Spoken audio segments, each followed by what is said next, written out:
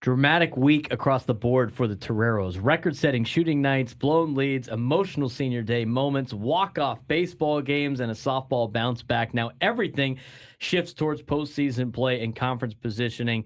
Let's break it down for USD. Let's start with men's basketball. Historic shooting, tough finishes. The headline game of the week came on the road against the Oregon State Beavers.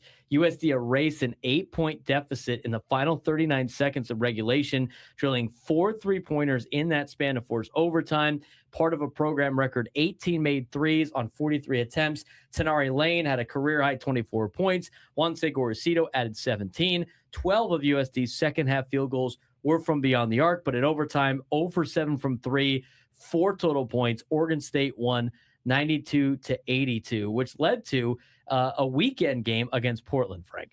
Yeah, and that weekend game against Portland, USD led by 14 points in the second half before surrendering a 22-0 run in an 87-74 loss. Toreros shot 53% and dished 24 assists, but turnovers in the second half, defensive breakdowns, absolutely flipped that game around. And the result of that is San Diego will play in the first round of the West Coast Conference Tournament, something they've been trying to avoid the entire season, and playing on that Thursday night, which is very tough to do because they're going to have to play 6 games in a row if they want to, if they want to win the West Coast Conference Tournament. So one game at a time, but a tough seed. They got the 11 seed in the WCC Tournament.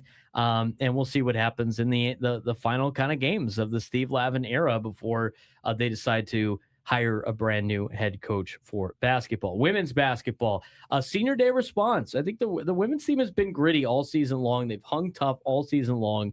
They had a tough outing against Oregon State last Thursday, who is one of the best teams in the conference. And if it wasn't for a 3-game losing streak, the Oregon State Beavers would have been right there for West Coast Conference championship. Instead, LMU wins it, who the women's team for USD actually beat this year at home at the Jenny Craig Pavilion. But that was a tough game. Oregon State's got length. They got tall players, a lot bigger size than USD's women's team. They beat them 83-49 after what was a slow start and a difficult fourth quarter. But senior day told a different story. They honored 2 seniors on senior day, the Rhodes sisters, Haley Rhodes and Jaden Rhodes. Haley Rhodes had 18 points in the game, was the player of the game. But it wasn't just her. A couple of freshmen, Frank, also did really well, and Olivia Owens and Jessica Ajayi. Yeah, Olivia Owens had 17 points, 10 rebounds, double-double for her, and then Ajayi goes out there and hits the go-ahead 3 as USD was able to rally late against Pacific,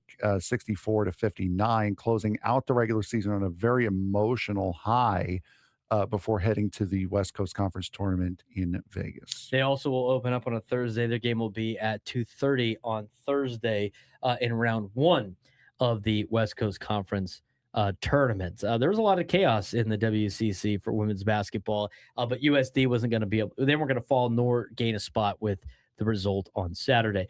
Baseball had a tough week. After a really good start to the year. They lost to UCSD on Tuesday in a 4-hour and 50-minute game over at Triton Ballpark. They answered that with a walk-off win in extra innings of their own. So they had back-to-back games, 10 innings, where they were able to knock down Michigan on a CJ Moran walk-off single. After that, tough sledding for the Toreros against the Michigan team that looked like they were very angry after the first night. Yeah, they lost the next 2 games, 9-0 and then 9-2. Bright spots, though, Aiden Howard extending his on-base streak to 11 games. Connor Meidroth, has a hit in every single appearance so far, and also crowd showing up as well. 4 straight 1,000-plus members in the crowd for a non-conference weekend for USD baseball. That's rarefied air for them. Yeah, they had a big student section presence on Friday night. I mean, more than 1,200 fans packed Fowler Park, and a lot of students in the bullpit that were giving Michigan a lot of problems. I heard a lot of stories about the Michigan players having a bad time with a lot of frat guys over there for USD. So rowdy crowd on Friday led to a win. Didn't have the rowdy crowd on Saturday and Sunday, but still had a lot of good people there at Fowler Park. A tough weekend series, but San Diego will try to bounce back.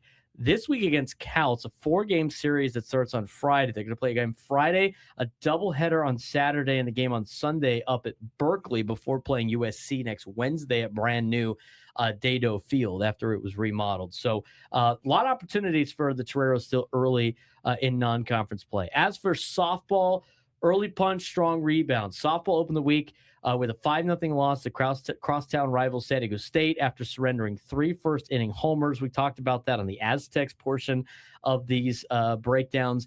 USD then beat California or Cal Poly 6-1 after being behind behind a 5-run inning sparked by Mallory Axeline's bases clearing triple. They followed that with a 7-3 win over Kansas City, highlighted by a Shawnee's Hogue Lacey 2-run homer and steady pitching from Caitlin Bartlow, whose ERA now sits at 1.96. Yeah, it doesn't matter what sport, whether it's baseball or softball, a 1.96 ERA is still very, very impressive. And they're about to begin conference play as well, sitting at 500. You're 9-9 going into conference play. So a good couple solid games there to get yourself into conference play. Yeah, here's the overreaching theme across all programs. USD teams are showing explosive stretches, but can they sustain them? Men's basketball can set school records from 3, but can they win when the shots don't fall? For the women's team, they can close games strong, but can they start together in a good spot in the first quarter? Baseball obviously can electrify a crowd. Got to be able to put it all together each and every night. Softball, strong pitching, but can the bats stay consistent in West Coast Conference play? A lot of questions that we'll answer next week.